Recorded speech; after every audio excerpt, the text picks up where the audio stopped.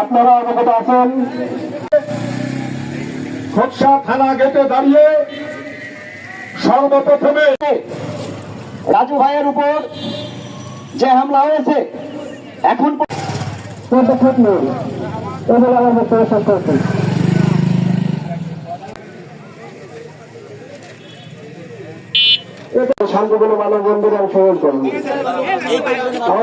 রাজু ভাইয়ের উপর যে সন্ত্রাসী হামলা হয়েছে, এই হামলার জন্য, এই হামলার সাথে যারা জড়িত আছে এদেরকে দ্রুত শাস্তির দাবিতে আমরা যে বিক্ষোভ মিছিল করেছিলাম, ঠিক তখনই খোকসা উপজেলা অফিসার ইনচার্জ আমাদেরকে আশ্বস্ত করেছিলেন যে আগামী 48 ঘন্টার মধ্যে আসামিকে শনাক্ত করে আসামিকে গ্রেফতার করে আমাদের দাবি মানবেন।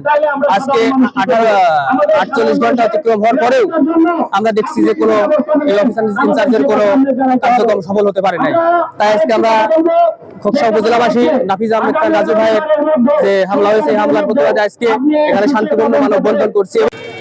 সেই হামলার প্রতিবাদে আমাদের এই আজকে প্রশাসনের নিরপেক্ষতা নিয়ে প্রশ্ন ওঠে, আপনারা কেন একসাথে থাকার ইচ্ছা নাই?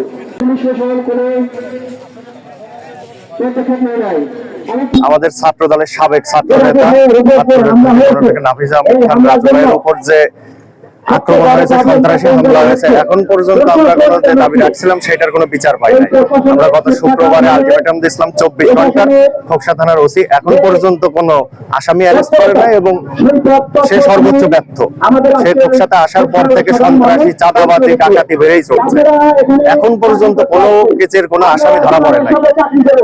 আমরা চাই এটা সুস্থ বিচার হোক। রাজু ভাইয়ের উপর যে হামলা হয়েছে এরকম হামলা যেন কারোর উপর না হয়। এবং আজকের আমাদের যে দাবি, আমরা আজকে শান্তশিষ্ট যে মানববন্ধন করলাম, আজকের পরে যদি আসামি অ্যারেস্ট না হয় আমরা শনি রবিবারের ভিতর কঠোরতম থানাগ্রাম কর্মসূচি দৃষ্টি আকর্ষণ করে শর্তহীন কণ্ঠে থানার অদূরে একেবারেই সন্নিকটে যে অর্ধ এক সপ্তাহ হলেও আপনারা এর কোন কুল কিনারা নেই, সেটি জনগণ জানতে চায়। আমি চাই সঠিক বিচার না হলে ওই ওসি সাহেবকে এখানে কিভাবে জবাব দেবে সেই বুঝতে পারবে। আর 4 দিনের মধ্যে যদি সে জবাব না দেয় থানা ঘেরোয়া করা হবে, তাকে কঠিন শাস্তি দেওয়া হবে।